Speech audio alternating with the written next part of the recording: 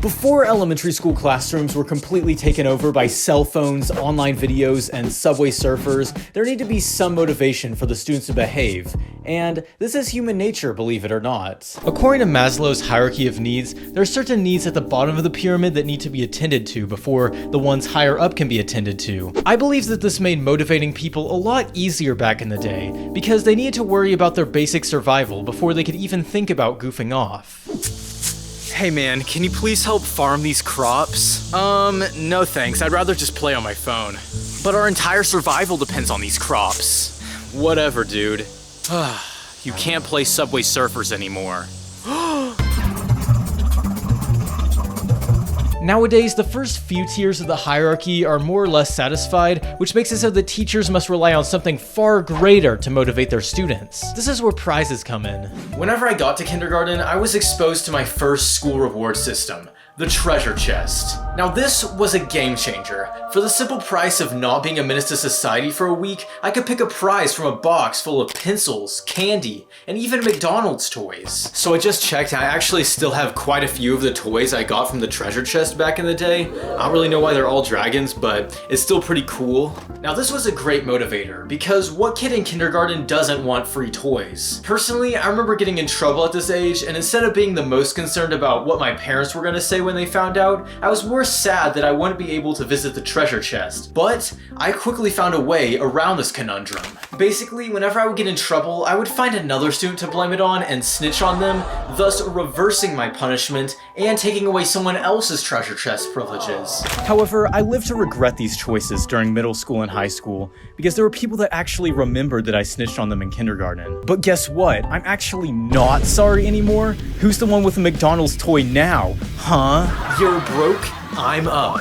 I'm not really sure what the moral of that story was supposed to be, but it's time to talk about first grade. Once I graduated from kindergarten, the prize threshold for good behavior raised higher than I ever thought it could be, and this was because of tickets. Basically, my teachers had these big rolls of paper tickets that they would give to us if we did good things, such as behaving, getting good grades, participating, whatever. And we could exchange them for a variety of cool prizes, and thus the ticket system was born. The prizes often included things like getting to stay at recess for longer, getting to sit in a comfy chair, getting to walk around without your shoes, getting to eat lunch with the teacher instead of friends. Okay, most of them were pretty weird and random in retrospect, but at least the teachers were trying, which I could appreciate. A lot of people just used their tickets for trips to the treasure chest, you know, the thing I was talking about a minute ago, but I used mine for something far greater, the coveted homework pass. I'm not gonna lie, I don't really know why I wanted this so bad. I mean, the homework back then looked like this,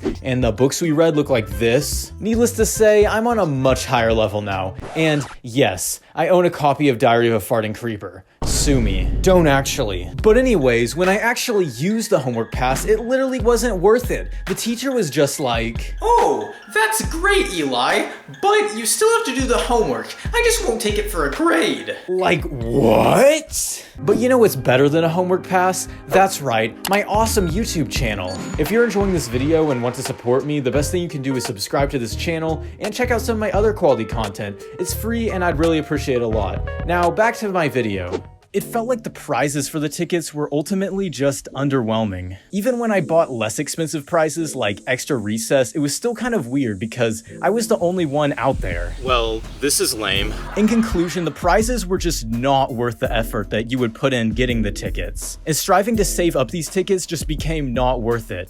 Unless, of course, you had a monopoly. Now, sadly, this was not my idea. It was actually the work of a group of girls in my 4th grade class that also had a ticket system in place. These were people that wanted to get as many tickets as possible, and do it legally. And while the teacher gave out around a balanced amount of tickets between all the students, these entrepreneurs knew that the other students did not have the same logic.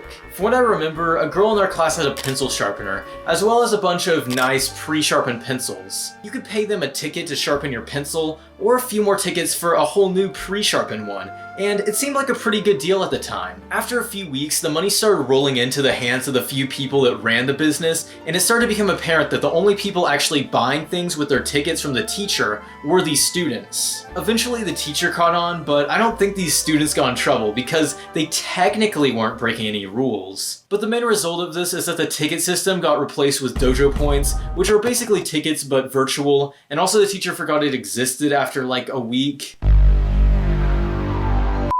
But although that just about concludes my individual experiences of getting prizes at school, I still haven't addressed the group prizes. And yes, I'm about to talk about the iconic school pizza party.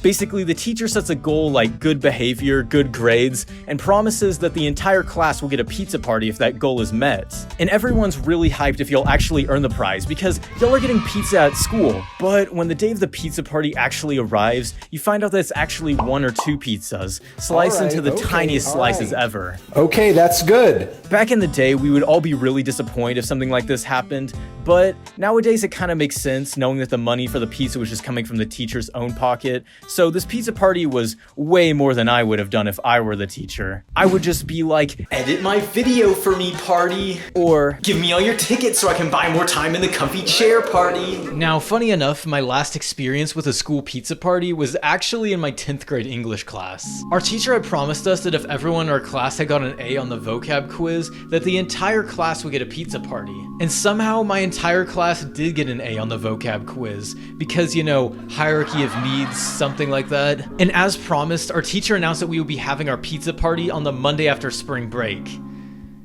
It was spring break 2020, so we didn't have a pizza party after all. At the end of the day, most of the prizes that we would get at school were just underwhelming in retrospect. But we shouldn't just dismiss these prizes because they were still effective in getting kids to behave well or try their best at school. It's also just fun to look back on the things that motivate us as children, from McDonald's toys to pizza parties to extra recess. Still, we shouldn't forget that the treasure chest was just temporary, and the real prize we got at school was the fun memories we made along the way. And also getting to sit in the comfy chair.